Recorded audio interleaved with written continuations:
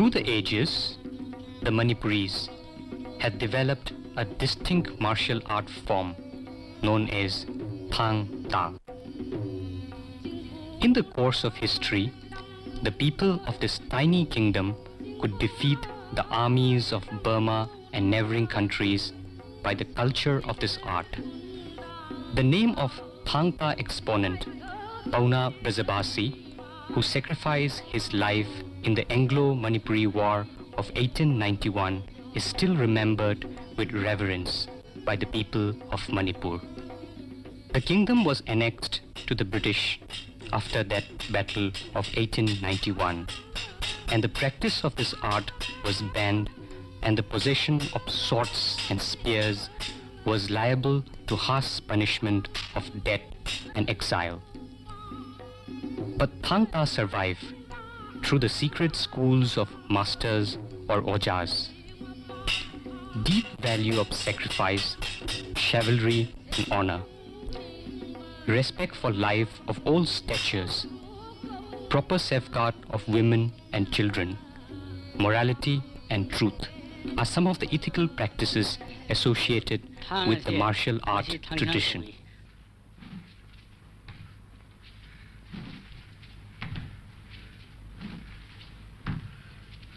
Thang Chungoi Marol Haiba is the basic sword-yielding exercise, holding sword and sil along with advanced footwork pattern for a perfect coordination of handwork and footwork.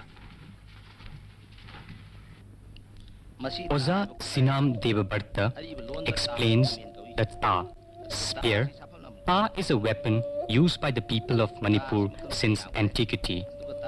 Ta can be advantageously used in thrusting man and animal alike with either end.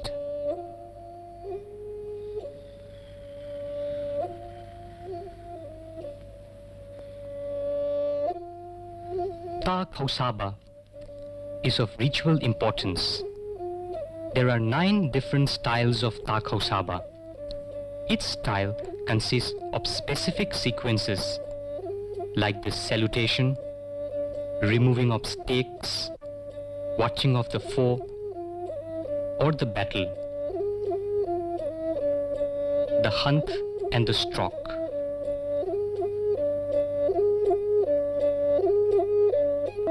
Ta Khausaba was compulsorily performed on the occasion of Kwak Tanba festival in the month of Mera, the English month of October.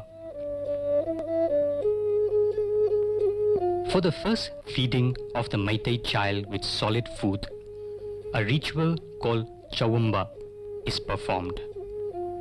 The well-dressed and ornamented child is kept on a mat. In front of the child, different materials like paddy, clay, gold, silver coins, books, and weapons are spread.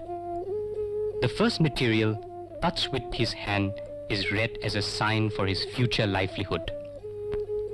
If the child happened to touch the sword and the seal, it is believed that the child will be a warrior in his future life. The training of Thang Ta begins with the lessons on Thangbi, short vocabularies. It is the technique of delivering hits, cuts, or thrust by the swordsman to the vital limbs of his adversary. Thangbi may be divided into 2. Yanbagi Thangbi, attacking techniques, and Ngakbagi Thangbi, defensive techniques. Along with these strokes, a number of footworks for attack and defense are practiced, which are known as Yanbagi Konglon, way of the foot while attacking, and Ngakbagi Konglon, way of the foot while defending. Chairol Mapi Haiba, stick exercise of the beginners, is a basic form of exercise for the young learners to develop the wrist and arms as well as the footworks. These basic exercises groom the young learners to become proficient enough to handle the steel blades.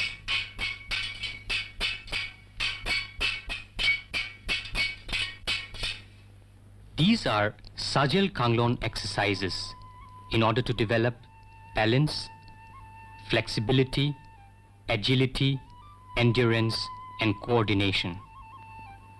The mastery of these exercises enables the practitioner to be completely aware of the inner realities of physical and mental self and encourages him to achieve self-confidence.